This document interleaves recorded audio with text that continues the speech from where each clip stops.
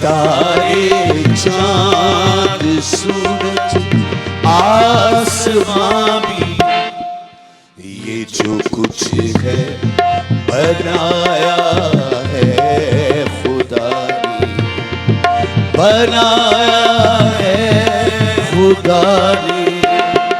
ज़मीं दरिया समंदर नदियाँ भी, सितारे चांद सूरज आसमां भी, ये जो कुछ है बनाया है खुदा ने, बनाया है खुदा ने।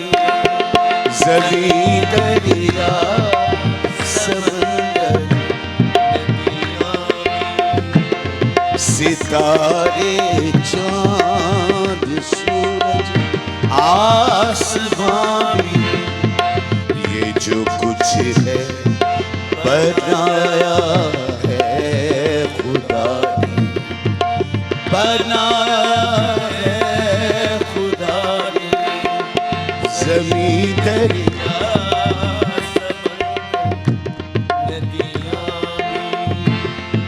सितारे चांद सूरज आसमां भी, ये जो कुछ है बनाया है खुदा ने, बनाया है खुदा ने। कहीं है बाग खुशबू से महकते, कहीं है बाग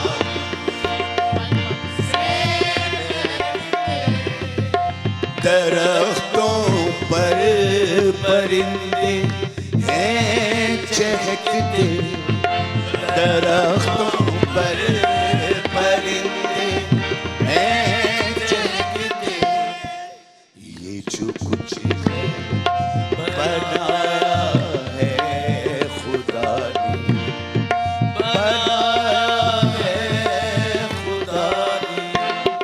ज़मीं दरिया नदियाँ भी, परी सदा मरे नी सारी दबा दने दरी दबा पबा दरी सरे नी रे सा सदा मा पा मगरे गा पा मगरे गा मा पा मगरे गा रे सा सारी दबा मगरे सा। ज़मीं दरिया समंदर नदियाँ भी, सितारे चांद सूरज आसमां भी, ये जो कुछ है बनाया है खुदा ने, बनाया है खुदा ने।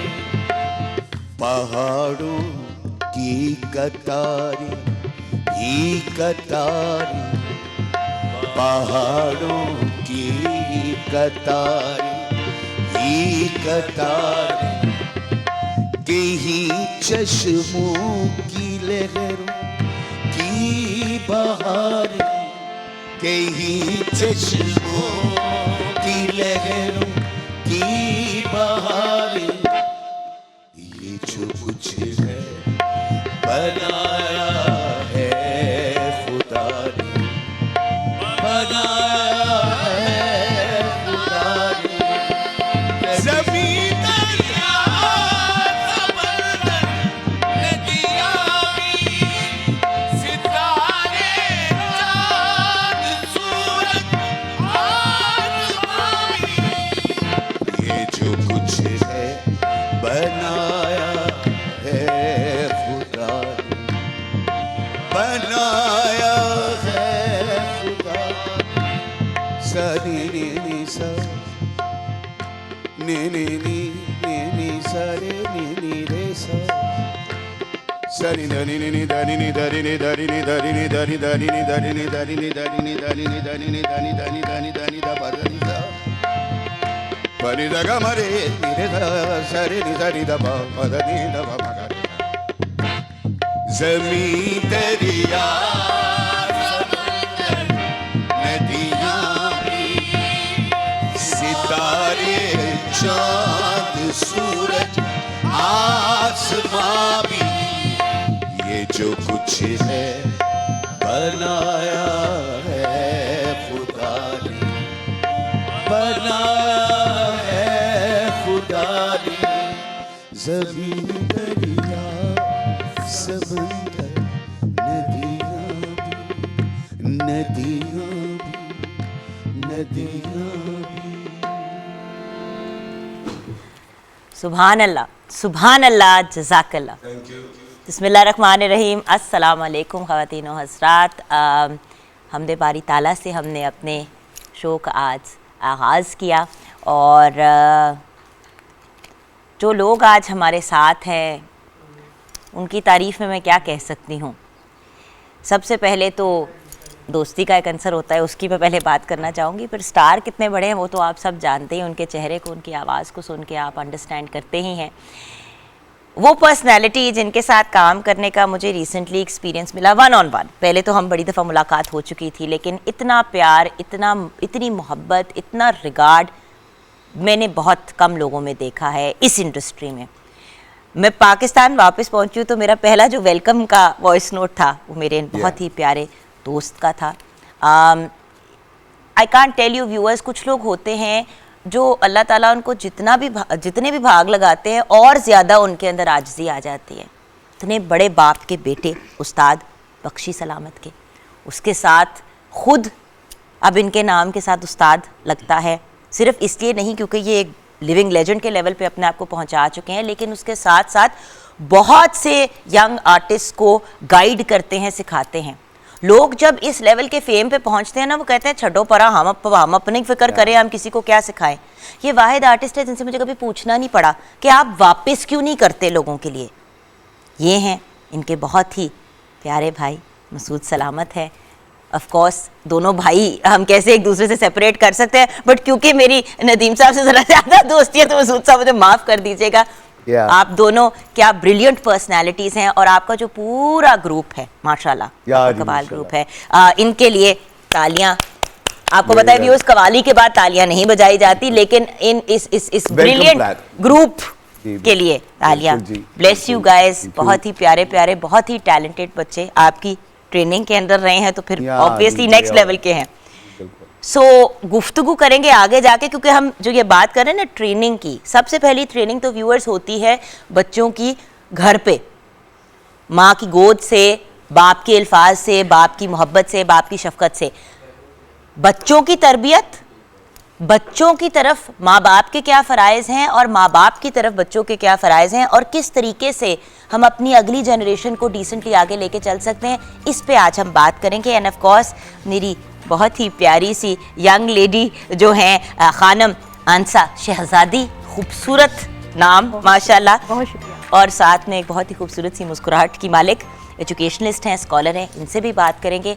ये सब कुछ होगा ब्रेक के बाद। जुम्मा मुबारक।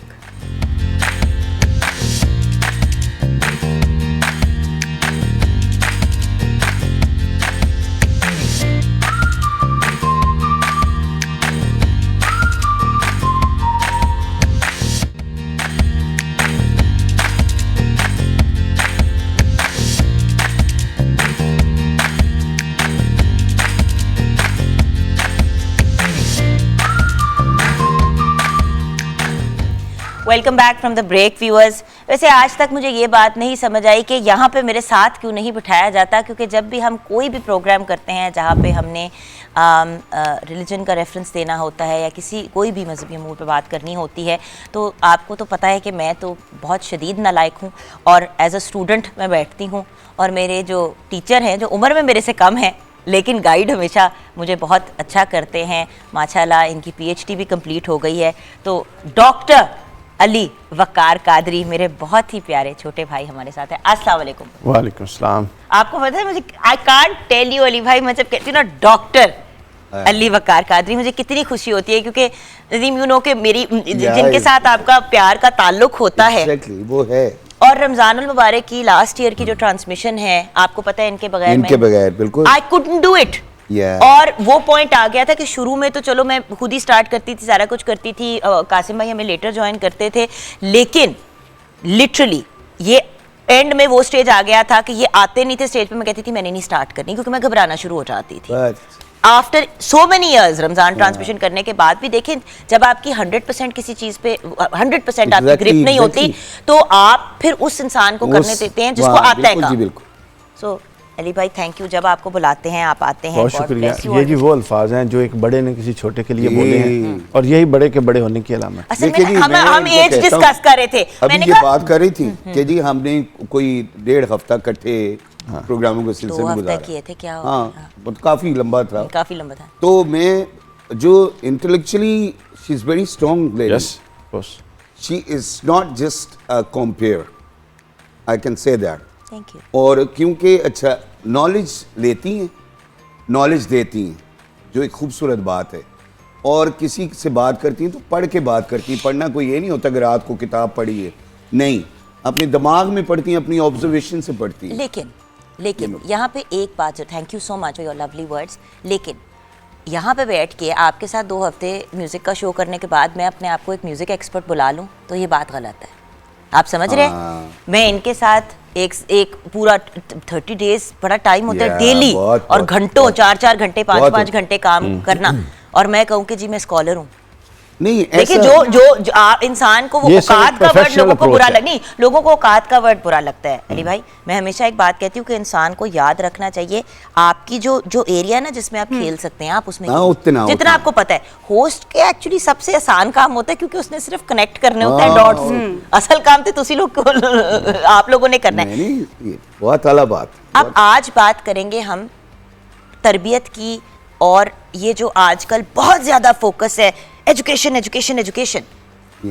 हम छोटे थे तो हमने हमेशा व्यूअर्स सुना था कि तालीम और फिर तरबियत तरबियत तरबियत, सही बात, 3 दफा तरबियत 1 दफा तालीम। सही बात। अब सिर्फ तालीम है। इस टॉपिक पे आप बात शुरू करेंगे, एंड देन आप तो पूरी दुनिया घूम घुमा के 8-10 साल गुजार के आप वापस पाकिस्तान ही गए। आप भी सर इतना आप लोगों का एक्सपोजर है, मैं जरा जानना चाहती हूँ कि वाई इसमें भी बाय द वे तरबियत का और पेरेंट्स का और ये जो हमारी मिट्टी है, जो हमारी माँ है, उससे एक एफिलिएशन हम बात करेंगे, लेकिन सबसे पहले हमारे टॉपिक का इंट्रोडक्शन दें। जी बिल्कुल, बहुत बड़ी अच्छी बात आपने की, तो आपका बहुत शुक्रिया। ये आपके लफ्ज़ जो हैं ये ज़रा नवाजी होती है मेरे लिए, वैसे हौसला अफजाई का बायस। बड़े लोग की, बड़े बंदे की हमेशा ये अलामत होती है कि वो छोटों को बड़ा करके दिखाते। मौजू बहुत अच्छा है और ये वक्त की ज़रूरत है और इसी की कमी है। आप ऊपर के किसी बड़े से बड़े ब्रांड से लेकर नीचे तक आ जाएं, ये जो ब्रांडिंग की और स्कूलिंग की और एलीट क्लास की गेम है, इसमें नो डाउट कि इल्म तो आया है और नॉलेज के कुछ पैराडाइम्स भी नए इंट्रोड्यूस हुए हैं, और वो हर दौर में होते हैं वक्त के साथ साथ, वो ऑब्वियसली होना ही होना है। बिल्कुल। लेकिन जो एक उसका एक और रिक्वायरमेंट थी of the personality of the human being, वो थी तरबियत, वो मौजूद नहीं है। अच्छा मैं 1-2 सख्त बातें कर दूं इजाज़त के साथ में, सच्ची। अच्छा। अब तरबियत हो क्यों नहीं रही? हम कहते हैं जी तरबियत उस्ताद नहीं कर रहे। मुझे एक बात बताइए, तरबियत का आगाज़ आपने 5 साल का बच्चा भेजना होता है, 5 साल तो आपके पास है, तो तरबियत कौन करेगा जिसकी अपनी तरबियत नहीं है? एक्चुअली ये जहाँ 4 उस्ताद बैठे हुए ना, तो ये इसका जवाब आप चारों ने अभी देना है। जरा बात पूरी करने दीजिए। अच्छा, बच्चे को सच कौन सिखाएगा? जो सारा दिन झूठ बोलते हैं वो। बच्चे को बुग़्ज़ और हसद के जज्बात से पाक कौन रखेगा? जो खुद सारा दिन मामाओं और चाचाओं और खालाओं के बारे में आपस में बुग़्ज़ एक दूसरे में भरते हैं वो। बहुत अच्छी। बच्चे को नमाज कौन सिखाएगा? जिसको कभी बच्चे ने पढ़ते ही नहीं देखा वो सिखाएगी या वो सिखाएगा नमाज? तो भाई ये कैसा दोगलापन है कि आप ये चाह रहे हैं कि आपका बच्चा तरबियत याफ्ता हो और वो जनाब गौसे आज़म बने, और आपका ये आलम है कि आप 5 फ़र्ज की नमाजें घर में नहीं पढ़ सकते। तो ये एक बहुत बड़ा धोखा है जिसमें हमने अपने आप को रखा हुआ है। ये नहीं हो सकता कि आप वो क्या चैनल है HBO देखें और आप कहें कि बच्चा आपका कुरान मजीद की तिलावत सुने, ये नहीं हो सकता। अच्छा, मुझे HBO बड़ा पसंद है, ये लेकिन मैं सिर्फ ये कह रही हूँ कि अच्छा आप क्योंकि एक रिलीजियस पॉइंट ऑफ व्यू से बात कर रहे हैं, मैं थोड़ा सा अगर नहीं, मैं रिलीजियस नहीं, मैं इसको ह्यूमन साइकोलॉजी के पॉइंट ऑफ व्यू से बात कर रहा हूँ। एनवायरनमेंट जो है वो पहला उस्ताद होता है, माँ दूसरी उस्ताद होती है। माँ और बाप ने मिलके एनवायरनमेंट बनाना होता है। अच्छा, आपने जरा थोड़ी डिफरेंट बात कर दी। जो हाँ। हमेशा यहाँ पे इस फोरम पे आके लोग कहते हैं माँ माँ माँ, ना, मैं लड़ रही होती हूँ कि भाई आप माँ के ऊपर सारा मलबा डाल रहे हैं, बाप की कोई जिम्मेदारी नहीं है। ना, घर के माहौल बनाने में 80% बाप का इन्फ्लुएंस होता है, माँ का इन्फ्लुएंस 20 या 30% होता है। अब अगर बाप उस खराब माहौल को कॉम्प्रोमाइज करके चलता जा रहा है तो बस फिर बराबर के हिस्सेदार हैं। लेकिन जब आप माहौल प्रॉपर नहीं बनाएंगे, तरबियत देखें ना, आप एक ओवन है, ओवन के अंदर आप 4 कोनों में बर्फ रख दें, ओवन तो है हीट करने के लिए, अंदर आपने बर्फ रखी हुई है और आप कसूर ओवन का बनाएं, कमाल की बात है। अच्छा अंत साहब, आप क्या कहेंगे एज एन एजुकेशनलिस्ट? आपके पास आते हैं बच्चे, क्या आपका? मैं इन्हीं की बात को थोड़ा सा आगे लेके चलूँगी। इन्होंने बात की पहले इन्वायरमेंट क्रिएट किया जाएगा, उसके बाद हम तरबियत की तरफ आएंगे। हज़रत उमर बिन खत्ताब के पास एक शख्स आया, वह साथ में अपने बेटे को लेके आया और आके अपने बेटे की शिकायत करने लगा और कहा कि ये अपने फ़राइज़ सही तरीके से अंजाम नहीं देता। अब उमर बिन खत्ताब अभी जो है वो जवाब देने ही वाले थे कि उस लड़के ने कहा कि आप मुझे मेरे चंद सवालों के जवाब देंगे। उन्होंने कहा ज़रूर।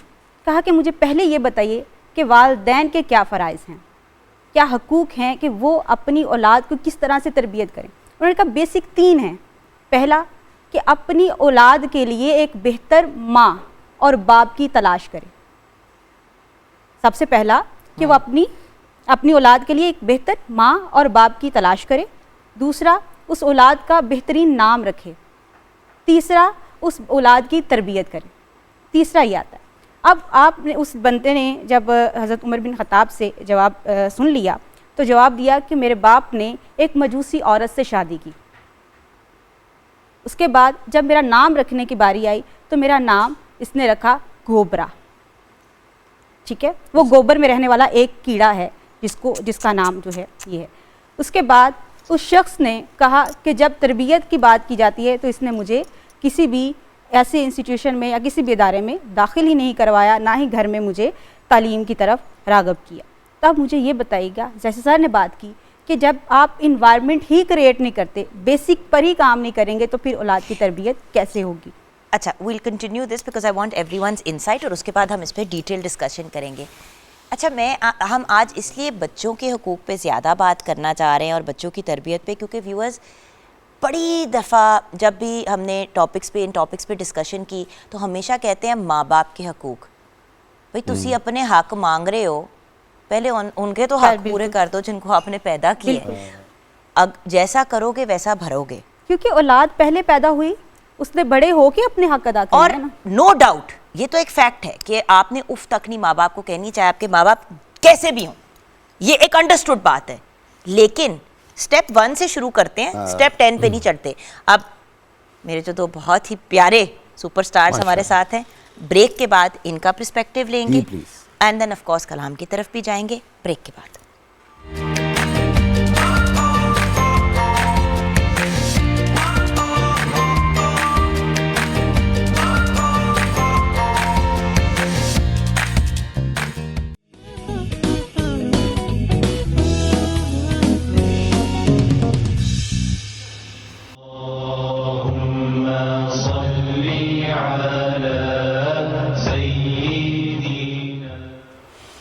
Welcome back from the break viewers. हम बात कर रहे हैं औलाद की तरबियत पे और हमारे साथ उस्तादों के उस्ताद बैठे हुए हैं इस वक्त, तो मैं क्या बात करूंगी। जी सर, अब आपकी बारी आ गई, आपका क्या पर्सपेक्टिव है, पॉइंट ऑफ व्यू है? यही है कि भी तरबियत अच्छी होनी चाहिए। उसके बाद बच्चों को भी अल्लाह मियाँ ऐसी कोई उनका असर हो कि वो भी माँ बाप रिसीविंग अच्छी हो, अदब करें। देखिए, आप सारी फैमिली जो है माशाल्लाह बहुत पोलाइट, बहुत रिस्पेक्टफुल, और कभी आप लोगों में एटीट्यूड एरोगेंस नहीं देखा। तो वो क्या ऐसी चीज़ें थी जो आपको बचपन में कही जाती थी, जो आपके जहन में आ रही हैं कि ये चीज़ें बड़ी इन पे फोकस किया जाता था? हमारे वालिद साहब बहुत फ्रेंडली थे, बहुत ही प्यार, और कभी पूरी ज़िंदगी में कभी गुस्सा नहीं आया उनको हम पे। अगर गुस्सा आता था तो वो झाड़ू की तीली निकाल के तो चारपाई पे मार के ना गुस्सा निकाल देते थे, ऐसा था असल में। जी अब इसीलिए आप लोगों का मिजाज इतना ठंडा है। मैं अब आपको बता देता हूँ, मेरा नहीं है मिजाज तो ठंडा, मैं सच्ची बताता नहीं, हूँ। मैंने आपको कभी कभी अपसेट होते हुए देखा है, हर मैं वक्त अपसेट नहीं आपका होता हूँ दिमाग किसी खराब होता। पॉइंट हाँ, पे, हाँ जी। लेकिन जो हमारी तरबियत हुई, हमने जो अभी डॉक्टर साहब ने और आंसर जी ने जो भी बात की है, असल में मैं ये कहता हूँ क्योंकि मैं रीजनल कोऑर्डिनेटर रहा बीकन हाउस स्कूल से, जो भी हमारे प्राइवेट स्कूल इदारों में, तो मुझे म्यूज़िक सिखाने का होता था। अब मैं ये बात वहाँ कनेक्ट कर रहा हूँ कि जब मैं म्यूज़िक सिखाता हूँ तो उनको जब सुर गलत लगता है तो मैं सुर में भी मैनर्स को डालता हूँ। यानी वो क्या होता है कि बेटा आपने सुर गलत लगाया है, आप इसको इस तरह से इसको रिसीव करें जैसे बाबा ने आपको रात कहा है कि बेटा टाइम पे सोते हैं, टाइम पे उठते हैं, बाबा कहते हैं ना, इसलिए हम इस सुर को कंसर्न करते हैं। अच्छा, जितना भी मौके फ्राहम हों आपको, उनको अगर आप कंटिन्यूसली अपने बच्चों पे different angles like other people जिनको हम कॉपी कर रहे हैं, जी हम कॉपी कर रहे हैं बाहर के सिस्टम को, किसी और लेवल बट को। आपने भी तो 8-10 साल बाहर गुजारे हैं जी 10 और साल आपने गुजारे। काम किया 10 जी, इयर्स वहाँ करिए। पे, और माशाल्लाह बड़ा आपने वक्त गुजारा है। पता नहीं मुझे क्यों लगता है बाहर ज़्यादा तरबियत के ऊपर फोकस हो रहा है, यहाँ पे कम, पता नहीं, ये मेरा पॉइंट ऑफ व्यू ये है। जी डॉक्टर साहब बड़ी माजरत के साथ एक बार एक बड़े चैनल पे लाइव था, तो वहाँ पे हजूर की हजूर सल्लल्लाहु अलैहि वसल्लम के हजूर नजराने अकीदत पेश किया जा रहा था और उनके रिश्तों की वैल्यूज़ और वो क्या मोहब्बतें देते थे उस पर बात हो रही थी। तो बहुत सारे इंटेलेक्चुअल्स थे वहाँ, मैं नाम नहीं अनाउंस कर रहा, मैं उन इंटेलेक्चुअल्स में मैं कुछ नहीं था, ठीक है जी, मैं वो बड़े लोग थे, वो बातें कर रहे थे, तरह तरह की बातें हो रही थी, तो मुझे उनके नबी पाक के लिए और उनकी रिश्तों की वैल्यूज़ के लिए कोई स्ट्रॉन्ग अथेंटिकली कुछ नहीं था, मुझे वो अच्छा नहीं लग रहा था। बारी मेरी भी आनी थी, तो मुझे उस लेवल पे जैसे आप कह रहे हैं, बोलते हैं, या ये मोहतरमा बोलेंगी, आपका ये काम है या आपका ये नॉलेज है या आप इससे मुंसलिक हैं, हम लोगों ने आपसे सुन के आगे करनी कोई बात, या हमारा क्योंकि कवाली है, हम दरगाहों से मुंसलिक हैं, हमारी लाइफ कमाल की लाइफ है क्योंकि हम बहुत ही स्ट्रॉन्ग हैं स्पिरिचुअली, हम प्रैक्टिकली बहुत ही बुरे होंगे लेकिन स्पिरिचुअली स्ट्रॉन्ग हैं। ठीक है। तो वो ना उन्होंने यानी कहा, तो मैंने कहा जी कि मुझे तो ये पता है कि मैं उनके लिए उनके हजूर कोई बात भी नहीं कर सकता, लेकिन एक बात मैं इंसानियत की जो उनकी मिसालें दी जाती, मैंने कहा जी मैं वो अल्हम्दुलिल्लाह पैदा हुआ हूँ कलमा गो, लेकिन सीख के मैं बाहर से आया हूँ। अच्छा, ये मैंने बोला। उस सीखने में ये था कि हम 10 साल जो रहे हैं दुनिया की हर कंट्री में गए हैं, लेकिन रहे एक ही कंट्री में, वहाँ से ट्रेवल करते थे, तो वहाँ ये देखा है कि एक बंदा गिर गया है, उसका पासपोर्ट नहीं पूछ रहे, वो उसको बचा रहे हैं, उसका मजहब नहीं पूछ रहे, मजहब भी नहीं पूछ रहे, उसको बचा लिया उन्होंने। और ये हमारी सरकार दो आलम की सारी जो वो उस डायरेक्शंस को वो ले रहे हैं। अच्छा, ये क्यों हो रहा है? ये एक बड़ा ये मेजर बड़ा- सवाल है। ये बड़ी आपने एक इम्पॉर्टेंट चीज़ की तरफ इंडिकेट किया। ऐसा क्यों है कि हम यहाँ पे खुदा न खास्ता कोई एक्सीडेंट या कोई प्रॉब्लम होती है, देखने वाले वीडियो वाले बनाने वाले ज़्यादा हैं, बचाने वाले 1122 को फ़ोन करने वाले कम। ये क्या तरबियत में कमी है? पहली बात तो ये है कि ये जो बात इन्होंने की या आपने की, ये बात ठीक है, दुरुस्त है, मेरे भी ऐसे ही तजर्बे में आई है। 2018-19 में मैं था, यूरोप में था, तो इस तरह के ऐसे कई वाक़यात मैंने ऑब्ज़र्व किए कि आई वाज शॉक्ड कि ये गैर मुस्लिम है और हम मुसलमान हैं, तो कमाल नहीं हो गई। ये है तरबियत की कमी। पता क्या होता है, हम 2-3 बातें ज़रा मैं बड़ी प्लीज़। दर्द दिल से अर्ज कर दूँ। हमारे यहाँ अपना जो जितने भी लोग यहाँ पे बैठे हैं ना, हम बैठे हैं, निकले हैं, अगर आप ये समझें कि ये किसी ऐसे सिस्टम के ज़रिए निकले हैं जो सिस्टम इतना टैलेंट हंटेड बेस था कि वो बंदे निकालता था, तो नहीं, पाकिस्तान में सिस्टम नहीं है। ये सब सेल्फ मेड लोग हैं जो यहाँ पे बैठे हैं, अपनी स्ट्रगल से निकल आए, अल्लाह ने मदद की, निकल आए, बस। हमारे यहाँ निज़ाम नहीं है लोग बनाने का, सिस्टम बनाने का। यही सवाल जो आपने किया ना, यह सवाल अल्लामा इकबाल से, मेरी PhD इकबाल पर, इकबाल से किसी ने किया। इकबाल ने ये फरमाया, इकबाल ने, उन्होंने कहा जी सवाल सुन लीजिए आप, कोई मौलाना साहब ने इकबाल से पूछा कि आप बाहर से, इंग्लिस्तान से, इंग्लैंड से PhD करके आए हैं, जर्मनी से, तो वहाँ तो काफिर हैं सारे और आप मुसलमान हैं, तो बताइए क्या फ़र्क था। अब बंदा, सवाल ठीक था, बंदा उसने गलत चुन लिया। इकबाल से सवाल किया, इकबाल ने कहा जी आप ठीक कह रहे हैं कि वहाँ मुसलमान कोई नहीं था लेकिन सारा इस्लाम था, और यहाँ सारे मुसलमान हैं, इस्लाम के ही नहीं नजर आते। क्या बात। वजह यह है कि जो हमारी इस्लाम क्या है, इस्लाम आला इंसानी कदरों का नाम है बस। वाह वाह, अगर आप अच्छे इंसान हैं तो आप मुसलमान हैं। क्या बात है। हजूर से किसी ने पूछा अच्छा इंसान कौन है, तो आपने फरमाया 2 तारीफ़ें हैं, दुनिया का कोई बंदा तीसरी तारीफ नहीं बता सकता जो जनाब रिसालत माप से साबित हो। सुभान। अपनी हर कोई दे सकता।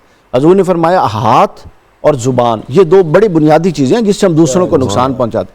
इन 2 से बंदा महफूज, दूसरे को महफूज कर दे, वो मोमिन है। और दूसरी ये फरमाई कि फिर इससे अगला दर्जा ये है कि दूसरे के लिए नफ़ा बख्श बन जाए। सुभान। वासिफ अली वासिफ साहब कहते हैं जी। तसव्वुफ की इब्तदा ये है कि बेज़रर बन जाओ, और इंतहा ये है कि नफ़ा बख्श बन जाओ। लेकिन हम तो ग्रास रूट लेवल पे अंसा जी बच्चों को ये सिखाते हैं कि ये तुम्हारा मुलाजिम है, ये तुम्हारा ये है, ये मुसलमान नहीं है, ये है, ये वो है। और फिर जब बच्चे बड़े होते हैं तो फिर वो ऐसी ऐसी बातें और ऐसी ऐसी चीज़ें करते हैं जो फिर वो उनकी ज़िंदगी का हिस्सा बन जाती हैं, और फिर वही चीज़ें वो आगे अपने बच्चों में मुंतकिल करते हैं। सिर्फ इसलिए क्योंकि हम लोगों ने ना अपने कंसेप्ट क्लियर किए और ना ही हम किसी के कंसेप्ट क्लियर होने देते हैं। हमारे मुल्ला भी, सॉरी अगर किसी को बुरा लगे, हमारे मुल्ला भी हमारे कंसेप्ट क्लियर होने ही नहीं देते। और हमारी कुछ भी चीज़ें जहाँ पर हमें लगता है कि ये जो है कंसेप्ट हमारा क्लियर होना चाहिए, वो दीन के मामले में हो, इस्लाम के मामले में हो, वो अगर हमारा इस हवाले से हो कि इंसान को इंसानियत के दायरे में रहते अच्छा हुए। आंसर जी, मैं थोड़ी सी इस बात पे क्लैरिटी देना चाहूँगी। देखिए हम हर इंसान जो मतलब जो मौलवी हजरात हैं या जो स्कॉलर्स मजहब से वाबस्ते हैं, मजहब उन्हीं लोगों की वजह से बहुत अच्छी चीज़ भी आई है। बहुत, मैं यही कहने लगी थी, हम हर बंदे को एक इसलिए बॉक्स में नहीं कैटेगराइज कर सकते क्योंकि ये भी तो कहा जाता है ना मीडिया के सारे लोग बुरे हैं। देखिए सारे लोग किसी भी चीज़ में सारे बुरे नहीं हैं, और कुछ लोग जो हैं वो बात करते हैं लेकिन उस पर वजाहत नहीं करते, उसको एक्सप्लेन नहीं करते।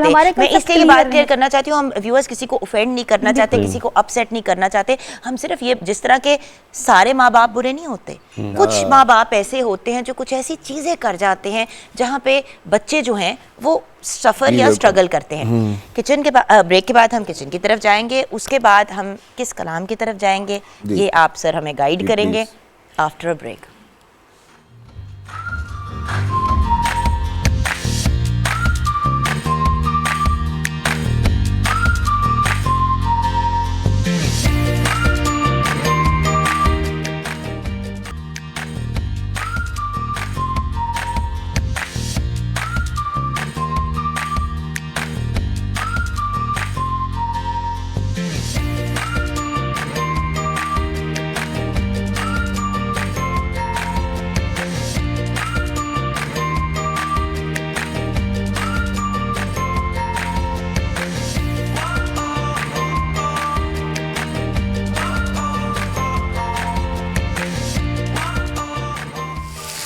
Welcome back from the break viewers. हम आ गए हैं हमदर्द के किचन में।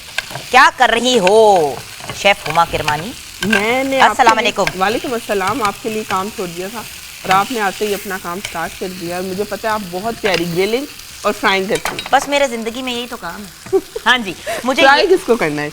अच्छा मुझे ये ग्रिल बताइए। करना है आज चिकन। ग्रिल चिकन बना रही हूँ मैं, उसके साथ सैलेड है और सैलेड के अंदर जो है जो ड्रेसिंग साथ उसके बना रही हूँ मैं, हनी मस्टर्ड ड्रेसिंग है। और चिकन मैंने मैरिनेट कर लिया था मस्टर्ड के साथ। थोड़ा सा जो हमारे पास एप्पल साइडर विनेगर था वो लगाया है। अच्छा। सॉल्ट एंड पेपर, बताइए। सॉल्ट एंड पेपर टेस्ट के अकॉर्डिंग लगाया। ऑयल लगा लीजिए साथ में, और मैरिनेट करके रख लिया था मैंने, और उसको अब हम ग्रिल कर रहे हैं। बिल्कुल। अच्छा, ये मैं ज़रूर आपके साथ व्यूअर्स शेयर करना चाहूँगी कि ये जो हमने एप्पल साइडर विनेगर का इस्तेमाल किया, हमने क्यों किया है।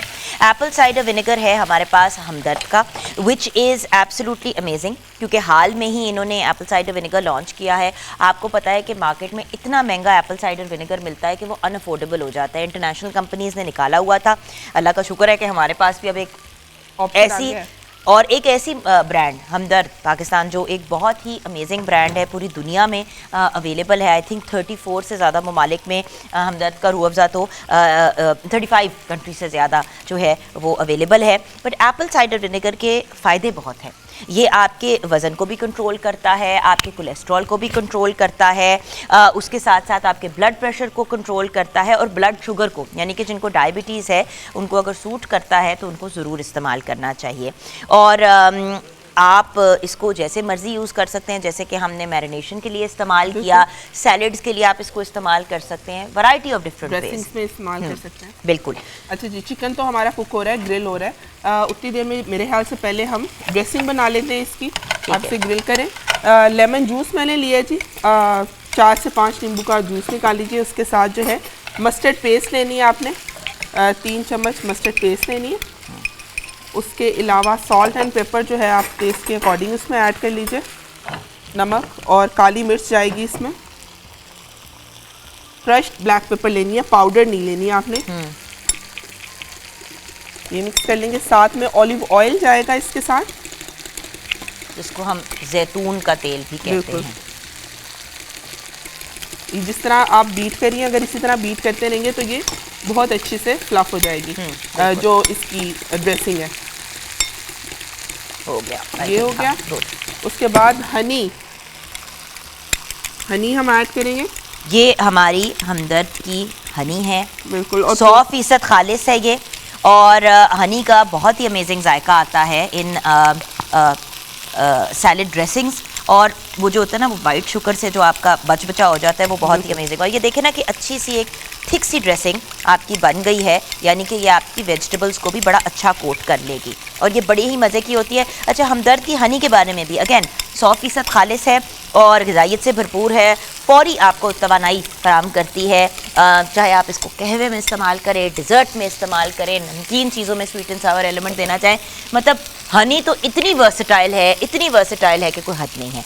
एंड देन इसको आप मुख्तलिफ़ चीज़ों में इस्तेमाल कर सकते हैं और एक्चुअली हनी में बहुत ज़्यादा फ़ायदियत है। अच्छा जी, हम ये क्या कर रहे हैं? इसके अलावा मेरे पास आइसबर्ग थी, सलाद के पत्ते आप कोई से ले लें, टमाटर ऐड कर लें, कुकम्बर काट लिया मैंने वो ऐड करूँगी। जो भी अवेलेबल सीजनल आपके पास वेजिटेबल्स हैं वो काट के रख लें और वो सारी जो है किसी बाउल में ऐड कर लें। मेरे पास प्लेटर है और मैं उसके अंदर शिमला मिर्च साथ में और प्याज थोड़ी सी गार्निश कर दूँगी, ऑलिव्स हैं, इनको करके इसके ऊपर हम डाल देंगे जी ड्रेसिंग। कोई वेजिटेबल, और अगर कोई वेजिटेबल आपने ऐसी डालनी है जो कुक करके इस्तेमाल होती है, जैसे कि जुकीनी वगैरह हो गया, तो उसको थोड़ा सा पार बॉयल कर लें या स्टीम कर लें और उसको डाल लें। बिल्कुल, और ये आपका एक कंप्लीट मील तैयार हो जाएगा। और ड्रेसिंग जो है वो हम इसके ऊपर पोर कर देंगे। साइड पे हम चिकन जो है जब तक हमारी ग्रिल हो जाएगी वो भी हम काट के साथ में इसके सर्व ऊपर डाल देंगे। अच्छा, मुझे ये बताइए कि हम ड्रिंक में जो है बिल्कुल जी, आज क्या बना रहे हैं? रूह अफ़ज़ा के साथ मैं पीना कोलाडा बना रही हूँ। और मुझे लगता है कि जिस तरह सीज़न आ रहा है गर्मियों का, पीना कोलाडा और मिंट मार्गरेटा, और उसके साथ इन दोनों चीज़ों के साथ अगर रूह अफ़ज़ा का कम्बिनेशन हो जाए और बाय द वे वो एक डिफरेंट हो जाती है ना ड्रिंक, वरना तो वो टिपिकल वही चीज़ें पी के भी इंसान बोर हो जाता है। अच्छा, रूह अफ़ज़ा, हमदर्द का रूह अफ़ज़ा जो है वो नेचुरल और रिफ्रेशिंग ड्रिंक है, नेचुरल एक्सट्रैक्ट से तैयार किया गया है, फलों के और सब्जियों के। इसमें सेब भी है, इसमें अनार भी है, इसमें किन्नू यानी कि ऑरेंज भी है, इसमें मिंट है यानी कि पुदीना, खीरे और रोज़ पेटल्स। तो इन सब को कंबाइन करके 100 साल पुरानी एक लेगेसी है रूह अफ़ज़ा की। और इसके साथ एक वो जो कहते हैं ना, एक इमोशनल अटैचमेंट भी है, एक नॉस्टैल्जिया भी है कि बचपन से हम इसको इस्तेमाल कर रहे हैं। बड़ा ही कूलिंग इफेक्ट है, आपको रिफ्रेश भी करता है। गर्म या ठंडी बेवरेजेस में और मीठों में आप इसको इस्तेमाल कर सकते हैं। और फालूदा इनकम्प्लीट है विदाउट रूह अफ़ज़ा। वैसे तो रमज़ान मुबारक इनकम्प्लीट है, गर्मियों में तो पूरी गर्मियाँ डेली बच्चों को दूध में रूह अफ़ज़ा मिक्स करके हम लोग देते हैं, ठंडा ठंडा, और हम लोग खुद जो है फ्लेवर मिल जाता है, पानी के साथ रूह अफ़ज़ा डाला, उसमें थोड़ा सा नींबू डाला, और आपकी एक बड़ी ही अमेजिंग सी रिफ्रेशिंग सा ड्रिंक तैयार हो जाती है। अच्छा जी, ड्रिंक की तरफ आते हैं। जो और उसके लिए पाइनएप्पल जूस जो है वो मैंने ले लिया ऑलमोस्ट 2 ग्लासेस के करीब फुल। उसके साथ अगर साथ में आप ऐड कर लें पाइनएप्पल ऐड कर रही हूँ मैं। उसके साथ क्रश्ड कोकोनट, वो 2 चम्मच के करीब वो ऐड करूँगी। पाउडर कोकोनट भी, या जो है कोकोनट मिल्क आप साथ में ऐड कर सकते हैं। ज़रा ये जो क्रश्ड कोकोनट है वो ज़रा चंक्स उसके ड्रिंक में अच्छे लगते हैं। अच्छा, इसके साथ वनीला आइसक्रीम वो ऐड करेंगे हम। ये लीजिए, वनीला आइसक्रीम भी चलेगी। 3 से 4 स्कूप जो है वो ऐड कर लिए, और बिल्कुल जिसमें बहुत सारी जो है चीज़ें ऑलरेडी शामिल हैं, इसीलिए 2-4 चीज़ों से हमारी इतनी रिफ्रेशिंग ड्रिंक जो है वो रेडी हो जाती है। एंड बाय द वे हमने ग्लास में भी ना इस तरह करके गार्निश ये देखिए ना गार्निश के लिए लगा दिया है, तो उससे ना वो बड़े मजे का एक फ्लेवर आ जाता है। बिल्कुल। तो ये हमदर्द के रूह अफ़ज़ा का हमारा पीना कोलाडा जो है वो तैयार हो रहा है, और थोड़ा सा इसको करने के बाद बिल्कुल इट्स रेडी।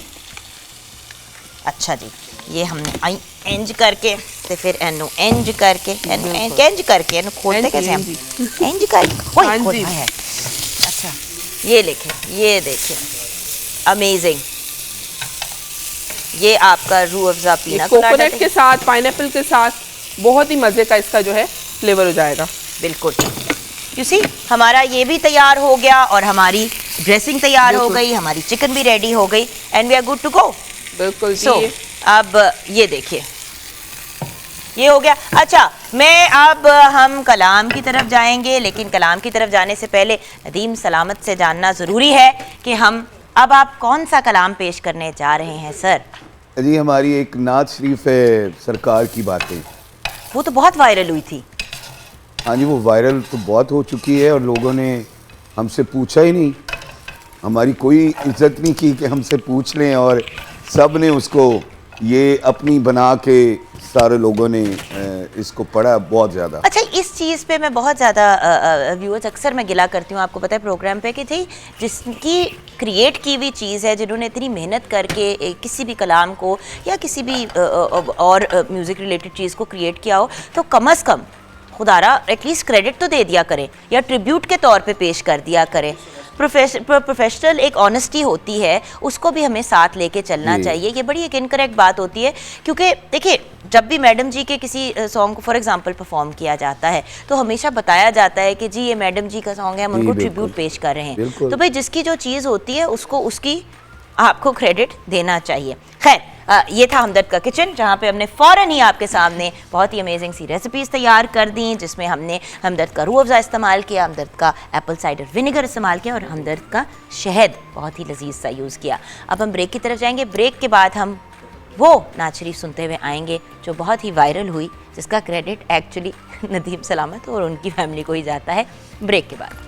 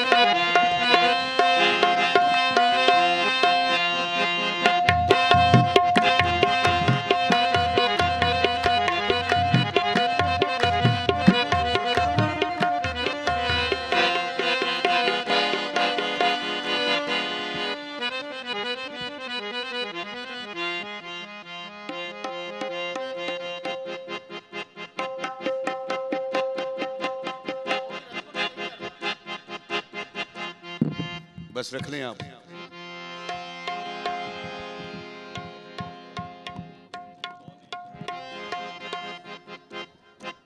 यार वो प्रॉब्लम, क्योंकि मैं ये लाइव ही बताना चाहूँगा, हमारा एक दायां होता है, उसको पुड़ा बोलते हैं।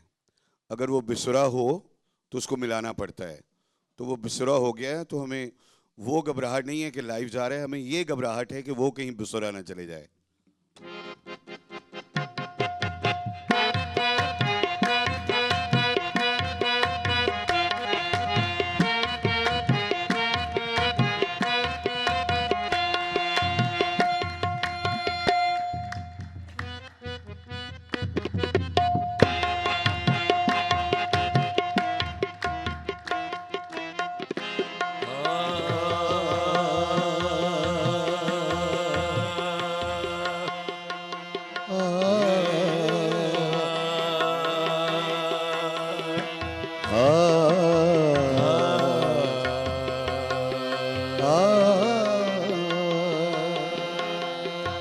मुश्ताक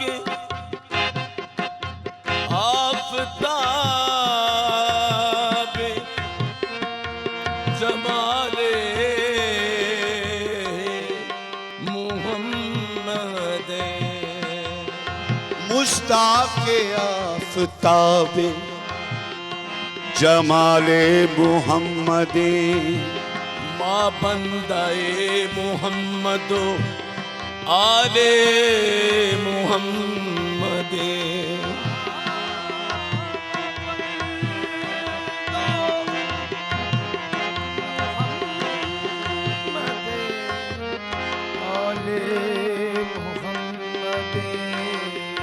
मारा चेहत लाप गुलामी मुस्तफा माँ कम करी गुलाम बिलाले मुहम्मद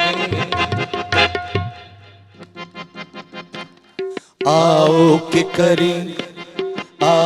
के करें उन लबो रुखसार की बातें, आओ के करें उन लबो रुखसार की बातें, सरकार की बातें, आओ के करें उन लबो रुखसार की बातें, सरकार की बातें, आओ के करें उन लबो रुखसार की बातें, सरकार की बातें।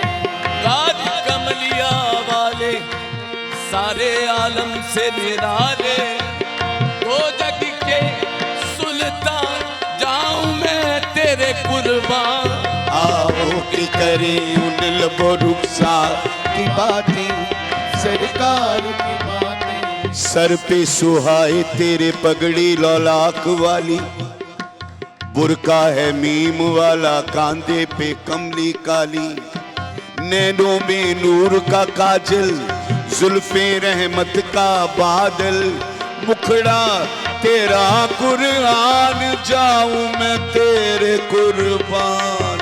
आओ के करें उन लब रुखसार की बातें, सरकार की बातें, आओ के करें उन लबो रुखसार की बातें, सरकार की बातें, आओ के करें उन लबो रुखसार की बातें, सरकार की बातें। तस्वीर खुदा पै करे अनवार की बातें, सरकार की बातें, तस्वीर खुदा पै करे अनवार की बातें, सरकार की बातें, तस्वीर खुदा पै करे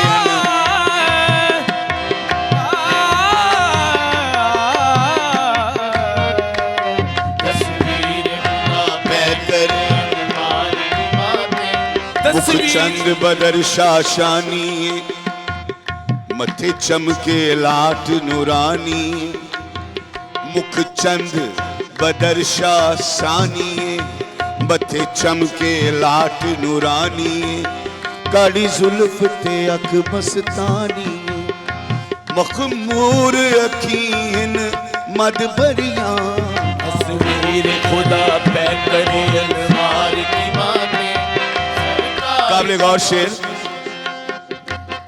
जब कोई नहीं कोई सहारा, गमखार हमारा, जब कोई नहीं कोई सहारा, गमखार हमारा, जब कोई नहीं कोई सहारा, गमखार हमारा हम क्यों न करें, हम क्यों न करें अपने खरीदार की बातें, सरकार की बातें, हम क्यों न करें अपने खरीदार सरकार की बातें, हम क्यों न करें अपने खरीदार की बातें, सरकार की बातें, हम क्यों न करें अपने खरीदार बातें, सरकार की बातें।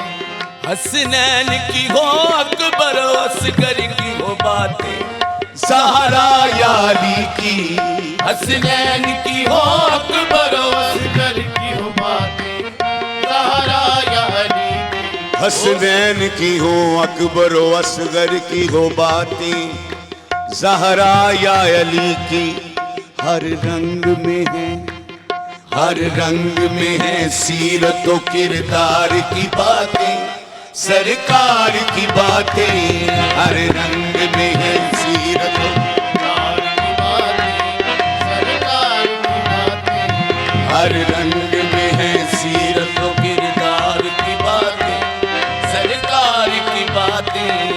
काबिल स्मार्ट शेर है अपनी तमाम ऑडियंस को।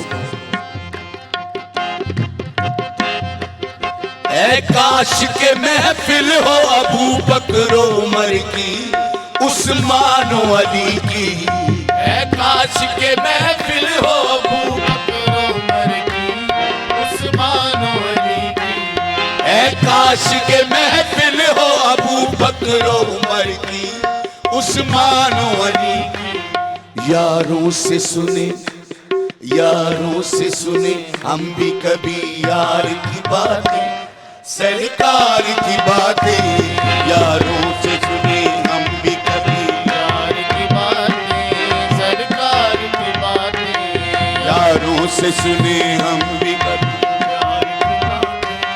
सरकार सरी धरी नी धरी धरी द ब म ब ग ग म ग ग रे सा, सारे ग म प द ब म ग रे ग म प म ग रे सा रे नी, प रे ग रे ग ग रे ग म प द ब म प द नी द ब द म प द नी सा सा रे नी नी ध रे ग रे ग, सा ग ब म ब म ग सा ग नी नी ध ग ग सा ग नी, परि सरे ग रे सा, परि सरे ग रे सा, परि सरे ग रे सा। यारों से सुने हम भी कभी यार की बातें, सरकार की बातें, सूरज करे शबनम से के जुगनू से सितारा, या फूल से तितली, सूरज करे शबनम से के जुगनू से सितारा, या फूल से तितली, सूरज करे शबनम से के जुगनू से सितारा, या फूल से तितली। इस जुल्फे अंबर के इस जुल्फे मुअम्बर के हैं असरार की बातें, सरकार की बातें, इस जुल्फे मुअम्बर के हैं असरार की बातें, सरकार की बातें, इस जुल्फे मुअम्बर के हैं असरार की बातें, सरकार की बातें, मेरी सरकार की बातें, मेरी सरकार की बातें, सुने सरकार की बातें, मेरी सरकार की बातें, करे सरकार की बातें, करे सरकार की बातें, करे सरकार की बातें।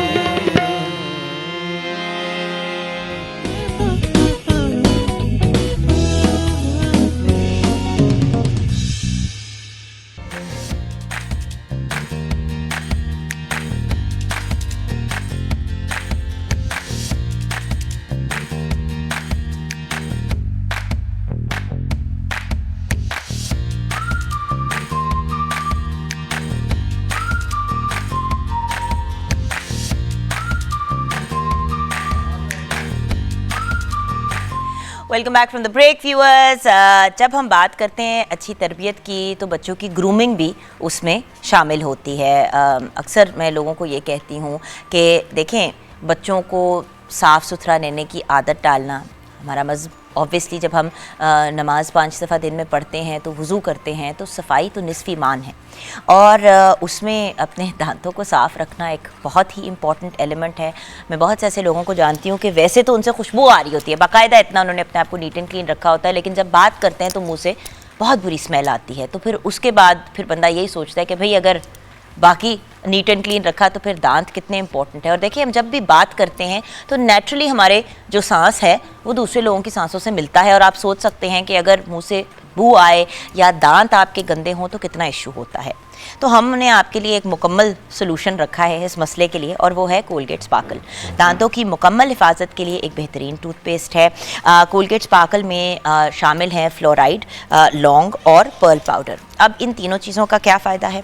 फ्लोराइड जो है वो आपके दांतों को मजबूत रखता है, उनको मजबूती फराहम करता है, कीड़ा लगने से बचाता है जिसको हम कैरीज़ भी कहते हैं या कैविटीज़ भी कहते हैं, या ऑब्वियसली कीड़ा जो हम कहते हैं। दैन फ्लोराइड के बाद आ जाता है लौंग। लौंग से ये जो दांतों में तकलीफ़ होती है या दर्द होता है वो रिजॉल्व हो जाता है एंड उसके साथ साथ जो है आपके सांसों को महका भी देता है। देन एक और important element pearl powder. Pearl powder आपके दांतों को चमका के सफ़ेद कर देता है। हमने आपके साथ शेयर किया था अपना व्हाट्सएप नंबर 0320946352। आइए वो तस्वीर देखते हैं जो हमने सेलेक्ट की हैं, जिनमें से 2 विनर्स हम आज अनाउंस करेंगे। 4 पिक्चर्स, उनमें से हमने 2 विनर्स अनाउंस करने हैं। तो अब्दुल रहमान की तस्वीर देखते हैं गुजरांवाला से। उन्होंने हमारे साथ शेयर की है कोलगेट स्पार्कल के साथ मैं शके जाऊँ, मैं सदके जाऊँ, मैं वारी जाऊँ आपके। अच्छा उसके साथ साथ अब्रिश फातिमा ने भी तस्वीर शेयर की है सरगोदा से। उनकी तस्वीर देखते हैं। है ये तो नहीं अरबिश फातिमा, अरबिश फातिमा कहाँ है भाई? तो अरबिश फातिमा की तस्वीर भी है हमारे पास, उनको देखेंगे। देन अब्दुल हादी हैं हाफिज़ाबाद से, उनकी भी तस्वीर हमारे पास है। और परिशे नूर की भी लाहौर से तस्वीर है। तो ये 4 बच्चों की तस्वीर है हमारे पास और 4 लोगों की तस्वीर है जिन्होंने कोलगेट स्पार्कल के गिफ्ट हैम्पर के लिए पिक्चर्स हमारे साथ शेयर की हैं। सो ये सब बच्चों की तस्वीरें हम आपके साथ शेयर। ओए मैं छके जाऊँ, अभी हमारी दंदियाँ नहीं आई लेकिन हमने टूथब्रश और टूथपेस्ट पकड़ लिया है जी। ओए मैं छके जाऊँ अब्दुल हादी की भी। अच्छा ये अब कौन सा बच्चा कौन सा है ये भी तो जानना ज़रूरी है। तो अब एक दफ़ा हम सीक्वेंस में अगर बच्चों की तस्वीर दिखा दें। अब्दुल रहमान की तस्वीर सबसे पहले मैं आपके साथ व्यूअर्स शेयर करूंगी। First picture Abdul Rahman. अच्छा ये हैं अब्दुल रहमान। देन अरबिश फातिमा की तस्वीर आपके साथ शेयर करते हैं। अरबिश फातिमा की तस्वीर जी। और चौकी अरबिश फातिमा है जी, कितनी क्यूट है। अच्छा क्योंकि इनके माँ बाप ने इतनी प्यारी तस्वीर खींच के भेजी है तो इनको तो गिफ्ट हैम्पर मेरे ख्याल से देना बनता ही है। देन अब्दुल हादी, अब्दुल हादी एंड परिसे नूर। परिसे ओए मैं छके जाऊँ, व्हाट अ लवली स्माइल। लेकिन दंदियाँ भी हमें दिखा देती तो नूर बेटा कितनी अच्छी होती तस्वीर। चले आज के हमारे विनर्स जो हैं वो अरबिश फातिमा एंड अब्दुल हादी हैं फ्रॉम हाफिज़ाबाद एंड अरबिश फातिमा है सरगोदा से। बहुत बहुत मुबारक हो। ये कोलगेट स्पार्कल का गिफ्ट हैम्पर आपको मिलेगा। चलें अब चलते हैं मेन स्टेज की तरफ जहाँ पे हमने जानना है अपने बहुत ही प्यारे डॉक्टर साहब से। तो डॉक्टर साहब से ये जानेंगे कि तरबियत, अच्छी तरबियत बच्चों को देने का तरीका क्या है। जी अली भाई। ये मैं कोशिश करता हूँ 2-3 मिनट में ना इसका एक पूरा जायज़ा पेश करने की कोशिश। अच्छा लुत्फ़ की बात यह है कि बच्चे का हक या उसके हकूक़ या उसकी तरबियत उस वक्त शुरू होती है जब वो दुनिया में नहीं आया होता। ठीक है, ठीक है। अभी माँ के पेट में है, माँ उसको रिसीव कर चुकी है और उसके हकूक़ अल्लाह ने 120 दिन गुजर गए हैं प्रेगनेंसी को मुतय्यन कर दिए। और पहला हक ये है और वो हमारे यहाँ जहालत की बुनियाद पे होता है इसकात हमल, उसको पूरा कत्ल के बराबर गुनाह है। अगर आपकी प्रेगनेंसी 120 डेज़ की है तो उसको अपना ख़त्म करवाना ऐसे ही है जैसे आप ज़िंदा चलते फिरते इंसान को कत्ल करवाते हैं। पहली बात यह है, पहला तहफ़्फ़ुज़ और पहला हक यह है कि जब वो हो गया, देखिए फैमिली प्लानिंग और इसकात हमल में हमारे यहाँ फ़र्क नहीं किया जाता। फैमिली प्लानिंग ये है कि आप रिसीव ही ना करें, लेकिन जब अल्लाह की तरफ से काम हो गया तो अब आपका उसका पहला हक महफूज हो गया। दूसरा ये कि दौरान प्रेगनेंसी औरत के साथ जो एटीट्यूड है हमारा मुआशरा वो बड़ा गलत करता है और इन चीज़ों पर हम बात भी नहीं करते। वो ये है कि उसको अच्छे इन्वायरमेंट में रखा जाए, वो अच्छी मुतवाज़न ग़िज़ा खाए और उसको टेंशन फ्री माहौल में रखा जाए। इससे बच्चे के वो हार्मोन्स जन्म लेंगे जो उसको क्रिएटिविटी की तरफ लेकर जाएंगे।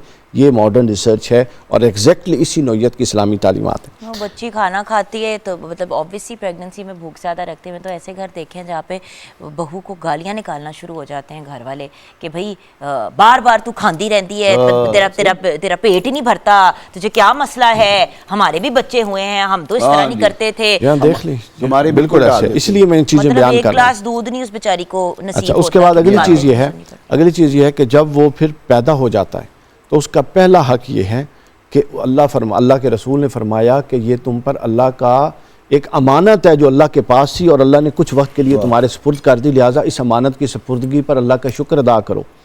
और आगे सुन लीजिए, बड़ी ज़बरदस्त बात फरमाया, बेटा सुपुर्द करूँ तो शुक्र अदा करो और बेटी सुपुर्द करूँ तो 2 दफ़ा शुक्र अदा करो। वो इसलिए कि जिसको मैं बेटी देता हूँ, अल्लाह फरमाता है कि उसके साथ मैं क़यामत तक के लिए मदद का वादा कर देता हूँ। बेटे के लिए तो ये उसको फजल दिया, वो बड़ा होगा, परवरिश करेगा और उसका दस्तबाजू बनेगा। और बेटी के साथ अल्लाह फरमाता है दुनिया में भी और क़यामत के दिन भी बेटी की वजह से मैं उसका दस्त और कुदरत और मददगार मैं रहूँगा। आपको एक बात बताऊं, ये बात जो आपने कही ना, इसमें मैं इमोशनल बहुत हो जाती हूँ। मेरे पहले 2 बेटे हुए और अल्लाह का बड़ा शुक्र है कि अल्लाह ताला ने मुझे बेटे दिए, उस अपनी जगह एक बात है। लेकिन मैं हर बार अल्लाह मियाँ से यही पूछती थी और मैं अपनी अम्मी को भी कहती थी और कहती थी इस तरह फजूल बातें ना करो, लेकिन आपके साथ शेयर करूँगी कि अल्लाह मियाँ मेरे से नाराज़ हैं जो मुझे बेटी नहीं देते। और मैं आपको बता नहीं सकती मैं अल्लाह का कितना शुक्र अदा करती हूँ कि उन्होंने मुझे बेटी से नवाजा। मेरी इतनी ख्वाहिश थी और मैं आपको एक बात बताऊँ, मैं इतनी अपनी अब ज़िंदगी से व्यूअर्स मुतमईन हूँ कि मुझे लगता था शायद अल्लाह मियाँ मेरे से नाराज़ हैं जो मुझे बेटी नहीं देते। और मैं बच्चों की तरह लड़ती थी अल्लाह मियाँ से कि अल्लाह मियाँ ठीक है, आपने मुझे सेहतमंद मुकम्मल औलाद दी, दोनों बेटे दिए, अल्लाह मियाँ मुझे एक बेटी प्लीज़ दे दें। वैसे 2 हो तो क्या ही बात है, बट खैर अब एक उम्र का भी तकाजा है और वो सारी चीजें, लेकिन आई वाज बिल्कुल करूँगा। हम 5 भाई पैदा हो गए, बड़े हो रहे हैं। अब्बा जी की यही ख्वाहिश कि मुझे बेटी दो, अल्लाह पाक बेटी दो, हर दरगाह पे दुआ हो रहे हैं। दुआएं करते करते अल्लाह पाक ने, जब मेरी बहन मुझसे छोटी है वो आई, तो वालिद साहब ने हमारे वो जो एक कल्चर होता था कि आके थोड़ा सा वो हम जिनको कहते हैं वो इंटरटेन करते थे, तो वालिद साहब ने वो करवाया और हमारा घर बन रहा था। तो वो छोटी थी तो उसने, हम कह रहे थे ये कमरा मेरा, ये कमरा मेरा, ये कमरा बोले, तो वो बोली, कहती अब्बू मेरा कौन सा कमरा है? तो कहते हैं ये सारे फजूल हैं, ये सारा ही तेरा है, सारा ही तेरा घर है, यही बेटी। अल्लाह ताला ने, हम अभी इस गुफ्तगू के वो मैंने अपनी बीच में कहानी डाल दी, वो मैं सिर्फ ये कहती हूँ कि व्यूअर्स, अल्लाह ताला हम सबको बेटी की रहमत से नवाजे और अल्लाह ताला हम सब से राजी हो जाए। बस यही एक मेरी दुआ और ख्वाहिश है हम सब के लिए। जब रब ताला राजी हो गए फिर तो हर चीज़ के दरवाजे आपके लिए खुल जाते हैं। यहाँ पे हम ब्रेक की तरफ जाएंगे और फिर इसी गुफ्तगू को कंटिन्यू करेंगे। और मैं चाहूँगी कि भैया आप ये बात क्लियर करें कि कितना ज़रूरी है कि बेटे और बेटी में फ़र्क ना करें। ब्रेक के बाद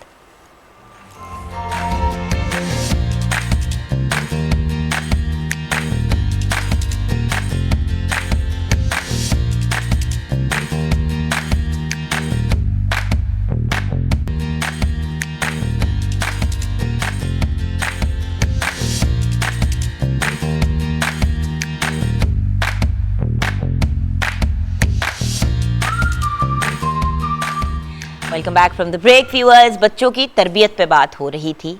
ये तो आपने बात क्लियर कर दी अली भाई कि बच्चे की तरबियत माँ के पेट से शुरू होती है और फिर जब बच्चा पैदा हो जाता है तो क्या वो ज़रूरी चीज़ें हैं? जी, बच्चे की पैदाइश के बाद जो सबसे पहले है, जो हमें, चूँकि कुछ हम फ़िक्री नौइयत की चीज़ें कर रहे हैं, कुछ हमारे व्यूअर्स ऐसे हैं जो बिल्कुल सादा औरतें हैं, वो जानना चाहती हैं जो बिल्कुल स्टेप बाय स्टेप क्या वो करें। सबसे पहला तो यह है कि अल्लाह का शुक्र अदा करें, बेटा हो या बेटी हो, और मैंने पहले बता दिया बेटे और बेटी का मामला। उसके बाद अल्लाह फरमाता है कि उसके कान में अजान दे, सुन्नत है। अच्छा, और अजान देने के, आप देखिए इस्लाम इतना माकूल दीन है, हमारे यहाँ इस्लाम को बना दिया गया है महज मानने की चीज़, जबकि इसके हर अकीदे के पीछे एक मजबूत अकली इस्तदलाल मौजूद है। हजूर इस्लाम ने और वो हदीस में है, कुरान में हजूर ने फरमाया कि जो अजान और इकामत देगा वो अपने बच्चे को गोया कि मिर्गी से महफूज कर लेगा। अच्छा, मैंने ये बात पहली दफ़ा सुनी, बड़ी हैरत की बात है। हमने सुनते हैं अजान और इकामत, हमें पता है, लेकिन इसके साथ ये कनेक्ट करना कि वो मिर्गी जो दिमाग के बाद नसों की तंगी की वजह से होती है, एपिलेप्सी हम जिसको कहते हैं। हाँ, एपिलेप्सी, वो जब मैंने एक रिसर्च की तो आप यकीन कीजिए न्यूयॉर्क टाइम्स के एक आर्टिकल में था कि मुस्लिम ममालिक और नॉन मुस्लिम, मुसलमान जैसे भी हों लेकिन अजान तो हर कोई देता है ना, तो मुस्लिम और नॉन मुस्लिम ममालिक में इसकी रेशो मालूम है, पता है क्या? 2% मुस्लिम ममालिक और 98% गैर मुस्लिम ममालिक। आप सुन लें, अंदाजा कर। अच्छा, उसके बाद कहा कि उसकी अजान दें और इकामत कहें। अगली बात ये फरमाई कि उसको घुट्टी दें किसी अच्छे नेक साले बंदे से, शहद या खजूर, ये 2 चीज़ें हैं। इसके अलावा जो भी अच्छी मुनासिब उसकी सेहत के लिए डॉक्टर रिकमेंड करें वो चीज़ कोई अच्छा नेक बंदा उसको पहली खुराक दे। उसके बाद अगला काम है कि उसका अच्छा नाम रखें, और नाम रखने पे इतनी ताकीद, बार बार ताकीद, और सुन्नत ये भी साबित है हदीस से कि हजूर ने कई ऐसे नाम जिनके मानी दुरुस्त नहीं थे उनको बदल भी दिया, लिहाजा अच्छा नाम रखें। उसके बाद अगली चीज़ है कि उसकी तरफ से फरमाया कि फिर उसके बाल उतार के 7वें दिन उसका अकीका कर दें अगर आप अफोर्ड कर सकते हैं, ये सुन्नत है। अच्छा, कुछ जगहों पे डॉक्टर साहब ये भी तो एक प्रॉब्लम आती है कि जैसे कि बच्चा प्री मैच्योर हो गया या वक्त से पहले हो गया, या सेहत या मौसम, आपको पता है कभी कभी बहुत, उसमें थोड़ा सा डिले कर सकते हैं अकीके को। हाँ, नो प्रॉब्लम। मैंने पहले बता दिया कि बेशक अकीका आप 50 साल की उम्र में करें कि नहीं है, सुन्नत है। यानी हज़रत इमाम हसन और इमाम हुसैन का हजूर ने 7वें दिन किया, ये रिवायत है, इसमें कोई पाबंदी वाली बात नहीं है। ठीक हो गया, कोई पाबंदी नहीं है, बेशक आप उसको आगे ले जाएं करें, लेकिन ये उनकी तरफ से खून बहाना जरूरी होता है। उसके बाद जी अगला फरमाया अगर लड़का है तो फिर उसको खतनी करवाएं, वो तो जरूरी है। अच्छा, उसके बाद आपने फरमाया पूरी दुनिया अब करा रही है, ये भी बताना जरूरी है। फिर जो नॉन मुस्लिम्स है वो भी अब इस तरफ ये वाली चीज। अच्छा, अब 2 साल की उम्र तक के ये मामलात, जब आप 3 साल की उम्र में जाते हैं, यहाँ बड़ा अहम सिग्निफिकेंट पॉइंट है। 3 साल से 11 साल की उम्र की तरबियत 3 हिस्सों में डिवाइड हो जाती है, एक जिस्मानी हिस्सा, दूसरा दीनी हिस्सा और तीसरा अखलाकी हिस्सा। जिस्मानी हिस्सा क्या है? जो बच्चा मांगता जा रहा है, जंक फूड है, ये आप देते जा रहे हैं, वो ऑर्डर करते हैं सारा दिन, तो आप खिलाते जा रहे हैं, आप उसके साथ इंसाफ ही नहीं कर रहे। आप उसको, यानी जो उसकी रिक्वायरमेंट है, मोस्ट रिक्वायर्ड वो एरिया होता है पीरियड लाइफ का, कि आप उसको ज़्यादा एनर्जी चाहिए होती है और आप उसको जंक फूड पे लगा रही हैं। ये पहली गलती है जो हमारे माशरे में आज बहुत शिद्दत से हो रही है, लाड प्यार और लूट के नाम पे हो रही है जनाब। ये ना करें, उसको हेल्दी फूड दें ताकि जो उसकी अंदर की पूरी बोन्स की रिक्वायरमेंट है, मसल्स की रिक्वायरमेंट है, वो उसको पूरी एनर्जी जाए।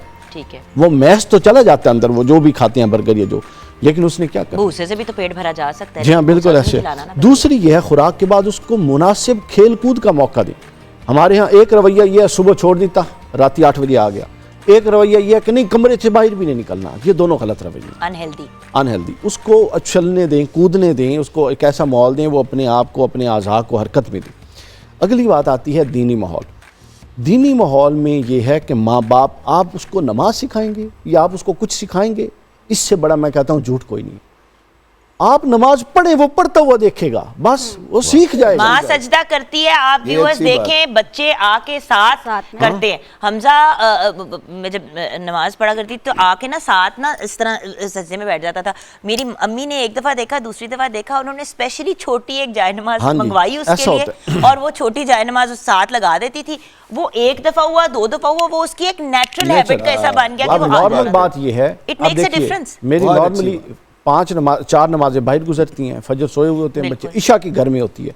तो मेरा छोटा बेटा है अली असगर, मोहम्मद अली असगर नाम है उसका, उसकी उम्र है 4 साल। आप यकीन कीजिए वो अगर सोया हुआ ना हो तो उसने नमाज मेरे साथ पढ़नी है, सजदे में आकर उसने यूं लेट जाना पूरा का पूरा, ठीक है। उसके बाद उसने मुझे यूं देख लेना, मैं एक उंगली उठाता हूँ, वो बार बार सारियाँ उठाता है, समझ आइए। तो आप अगर उसे ये बताएंगे कि वो नमाज सिखाएंगे नहीं उसे, आप पढ़ेंगे, ये वो है, वो उसको ऑब्जर्व करती हैं, ये बहुत आला बात है। अच्छा, उसकी अगली बात ये है कि अब 12 साल तक किया, चूँकि इसमें शऊर का दर्जा आ जाता है। बाहर पे बाप का दोस्त आया और आप उसे कहें बेटा जाके बताओ बाबा घर में नहीं है, झूठ, समझ आइए। तो आप झूठ और ये चीज़ें घर में ना पनपने दीजिए, ठीक है। ये बिल्कुल, ये बहुत बड़ी गलतफहमी है कि हम समझे कि हम जो मर्जी करते रहे हमारे बच्चे नेक बन जाए, ये नहीं हो सकता। उसके बाद है उसी एज में कुरान की बुनियादी तालीम, वो जो नूरानी कायदा है, अलिफ बा ता वो पढ़ाना शुरू करें। इसके साथ आप उसकी अच्छी स्कूलिंग करवाएं। ये 2, 3, 4 ऐसी चीज़ें, अखलाक और दीन आप घर से शुरू करेंगे, तालीम आप स्कूल से शुरू करेंगे, और जो उसकी फ़िज़िक्स है, फ़िज़िकल एजुकेशन और वो सारा वो आप घर से शुरू करेंगे।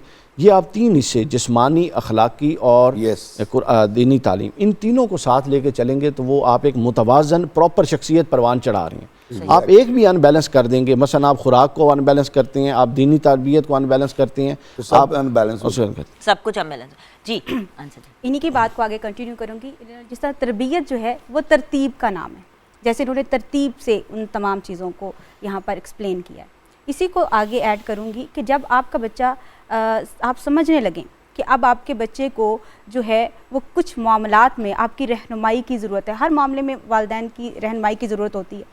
तो हमें पहले जिस तरह उन्होंने फ़ेज़ थोड़े से डिफरेंट जो है एक्सप्लेन किए, यहाँ पर मैं भी कुछ फ़ेज़ जो हैं जो हज़रत अली अलैहिस्सलाम ने बनाए पेश किए नहजुल बलागा में। उन्होंने कहा है कि आप 3 हिस्सों में बच्चे की तरबियत करें, जैसे 0 to 7, 7 to 14, 14 to 21।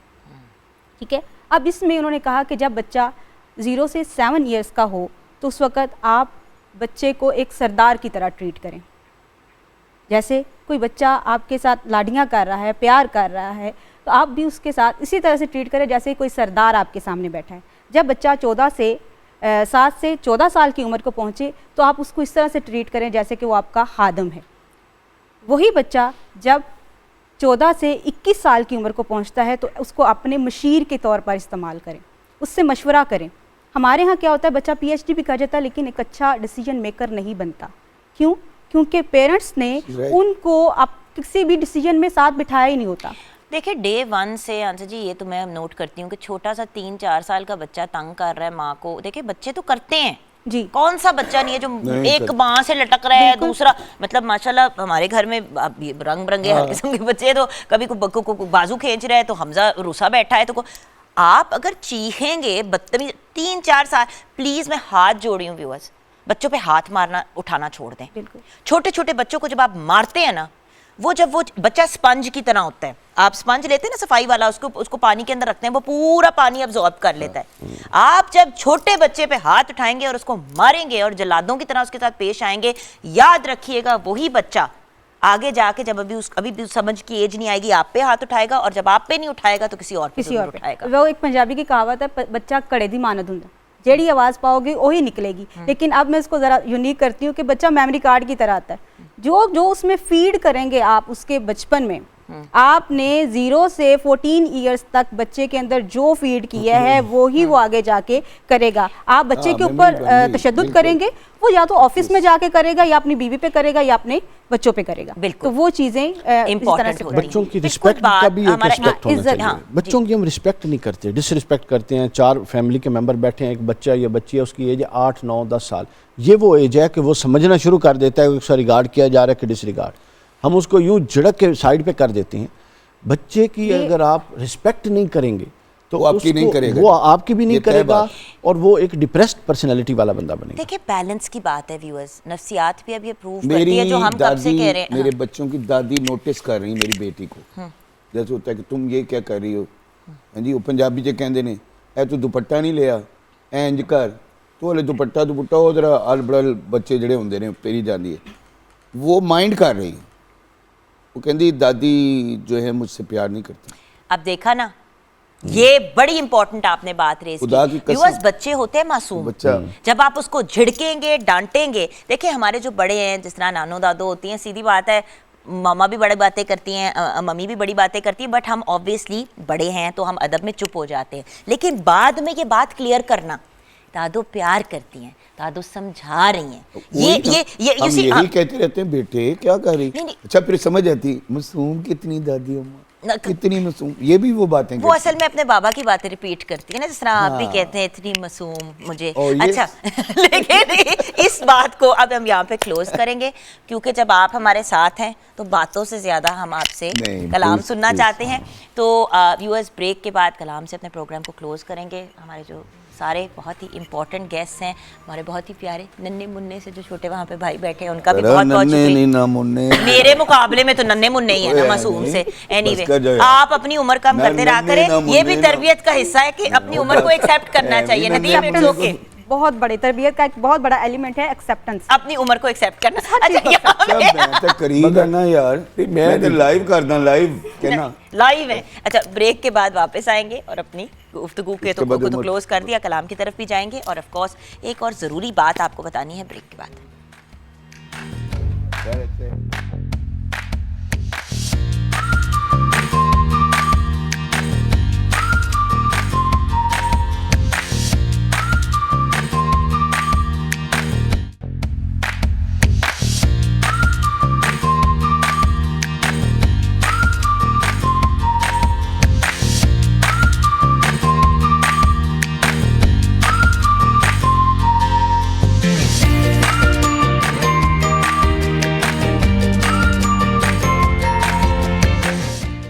Welcome back from the break viewers. Finally आज का हम अपना शो कंक्लूड करने जा रहे हैं, लेकिन उससे पहले दो ज़रूरी बातें। सबसे पहले तो मैं एन फ्रेंच की बात करूंगी।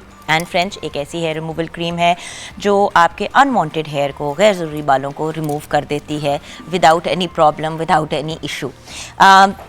एक बहुत ही इफ़ेक्टिव तरीका है, 3 to 6 मिनट्स में आपके हेयर रिमूव भी हो जाता है और इसकी बहुत ही एक प्लेजेंट रोज़ फ्रेग्रेंस है गुलाब की। इसके अंदर कुछ ऐसी चीज़ें हैं जो आपकी स्किन को लिटरली सिल्की सॉफ्ट छोड़ देती हैं राइट आफ्टर रिमूवल, जैसे कि बेबी ऑयल भी है और मॉइस्चराइजर्स भी हैं। सो होता ये है कि एक सैटिन सॉफ्टनेस आपकी स्किन में आ जाती है। सैलॉन स्मूथ स्किन 5 मिनट के अंदर अंदर, कन्वीनियंट हेयर रिमूवल ऑप्शन। मतलब अगर आप सोचें तो सैलून में जाके जो एक दर्दनाक एक्सपीरियंस से इंसान गुजरता है और उसके बाद फिर स्किन भी ड्राई हो जाती है, रैशेज़ हो जाती हैं, उससे 1000 गुना बेहतर ऑप्शन है एन फ्रेंच, जो by the way lotion and cream form दोनों में अवेलेबल है। आइए एक वीडियो आपके साथ शेयर करती हूँ और फिर बताती हूँ कि आपने करना क्या है।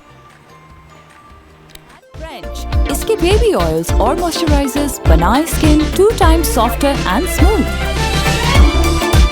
वाओ, कौन सा salon? Bye salon, hello and French. जी हाँ, तो bye bye salon, hello and French. WhatsApp करें इस टाइप की 20 सेकंड की वीडियो बना के या उससे कम की 0320946352 पे, और आप भी हिस्सा बन सकते हैं हमारे इस अमेजिंग विनिंग सर्कल का। और वो ऐसे होगा कि आपको ये गिफ्ट हैम्पर मिलेगा एन फ्रेंच की तरफ से, बहुत ही अमेजिंग सा। सो 0320946352 याद रखिएगा। बाय बाय सैलून, हेलो एन French.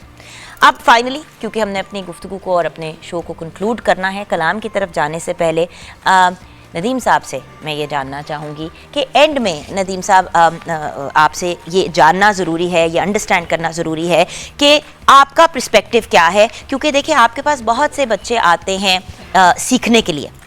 There is a lot of children जो आपके पास आते हैं और वो 2-3 साल की उम्र पे नहीं आते, वो मतलब एक सर्टेन मतलब 9-10 साल के बाद या 15 साल के बाद, उस वक्त तक जितनी तरबियत करते हुए होनी हो चुकी होती हैं।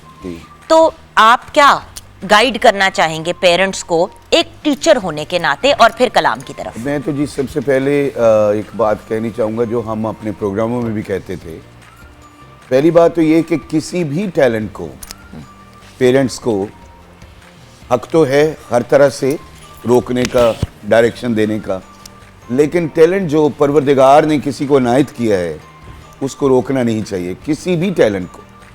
एक ये भी उनकी तरबियत में असर पड़ता है कि उनके अंदर जो चल रहा है उसको आपने रोक दिया है, उसको रोका है, वो ख़त्म हो जाता है। अच्छा, अब वो एक एजुकेशन, अच्छा बड़ी आला बात मेरे बेटे के लिए हुई है, he is not very good in education जी, not very good, he is good. अच्छा, उसके लिए मेरे लिए बात हुई है तो एक बहुत अक्लमंद बात अमेरिका से आई मुझे, क्या कि मैं उसको तुम पढ़ने नहीं, तुम ये करो, तुम वो करो, and he is very talented, बहुत टैलेंटेड, कि भी उसको बाहर से लोग कह रहे हैं कि जी इसको फाउंड हिम, उसको पकड़ें। अब क्या होता है कि मेरे बच्चे को उसने, अमेरिका वाले ने कहा है कि यार उसका टैलेंट अल्लाह ने ये दे दिया, उसको थोड़ी एजुकेशन कर रहा है तो कोई बात नहीं। सो डायरेक्शन को रोकना नहीं चाहिए, जो आप वो जो है उसने करना ही होना ही है। ये भी तो परवरदिगार के ऊपर भी तो है ना, जितना मर्जी डायरेक्ट करते रहें, जो उसने फ्यूचर मेक किया है वही होना है। अब आपको हम सुना रहे हैं, हमारा बहुत पॉपुलर आइटम है जो आपके चैनल ने बहुत ज़्यादा इसको प्रमोट किया था। वो सूफ़ी कलाम है हमारे वालिद साहब का, हमने उसको नई कॉम्पोजिशन दी है और वो बड़ी पॉपुलर हुई है and you will listen and you will happy. यहाँ पे Thank you. एक बात ज़रूर कहूँगी कि आपने नोटिस किया है कि इवन दो इनके अब्बू की कॉम्पोजिशन है, इन्होंने अपने अब्बू को क्रेडिट दिया है और Yes. कहा है कि उनकी है ये। और यही बात अभी कुछ देर पहले भी मैंने आपको कही कि जिसका काम होता है उनको क्रेडिट ज़रूर देना चाहिए। यस जी सर। थैंक यू जी।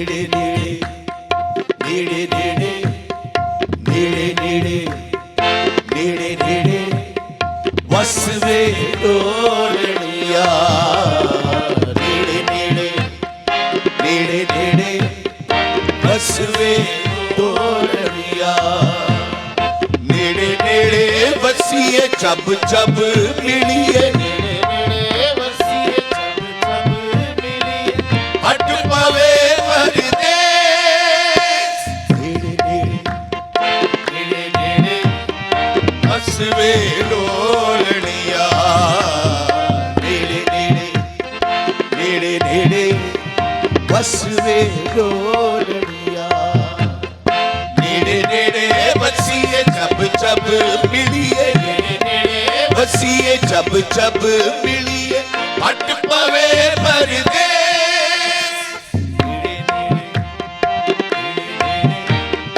हसवे डोलनिया नेड़े नेड़े नेड़े नेड़े हसवे डोलनिया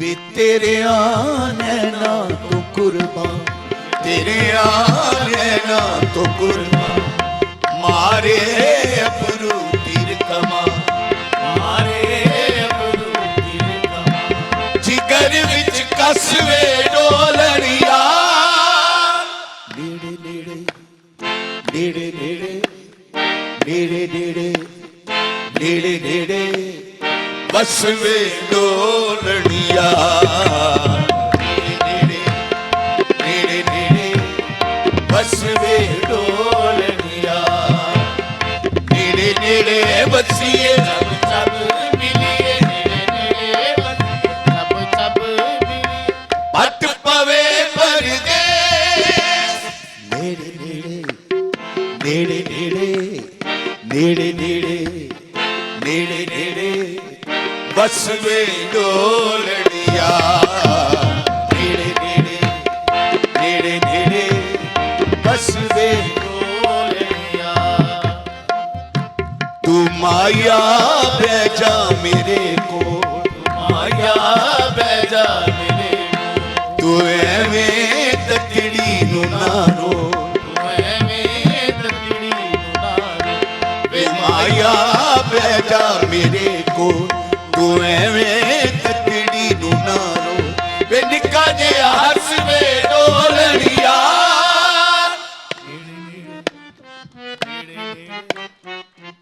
नेड़े नेड़े नेड़े नेड़े नेड़े नेड़े नेड़े बसवे डोलनिया नेड़े नेड़े नेड़े नेड़े बसवे डोलनिया नेड़े नेड़े बसिए जब जब मिलिए नेड़े नेड़े बसिए जब जब हट पवे परदेस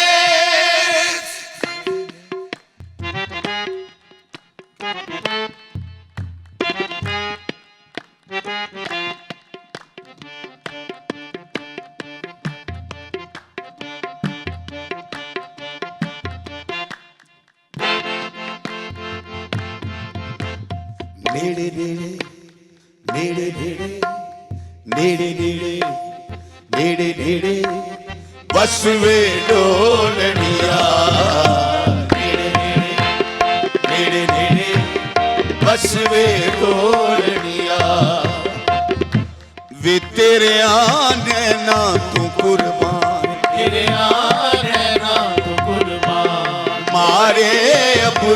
तीर कमा मारे अबरू तीर कमा जिगर विच कसवे डोलनिया नेड़े नेड़े नेड़े नेड़े नेड़े नेड़े नेड़े नेड़े बसवे डोलनिया नेड़े नेड़े नेड़े नेड़े बसवे डोलनिया तू नेड़े नेड़े बसवे डोलनिया तू साडे नेड़े बसवे डोलनिया तू नेड़े नेड़े बसवे डोलनिया तू साडे नेड़े बसवे डोलनिया तू नेड़े नेड़े बसवे डोलनिया तू नेड़े नेड़े बसवे डोलनिया तू साडे नेड़े बसवे डोलनिया तू नेड़े नेड़े बसवे डोलनिया तू साडे नेड़े बसवे डोलनिया तू साडे नेड़े बसवे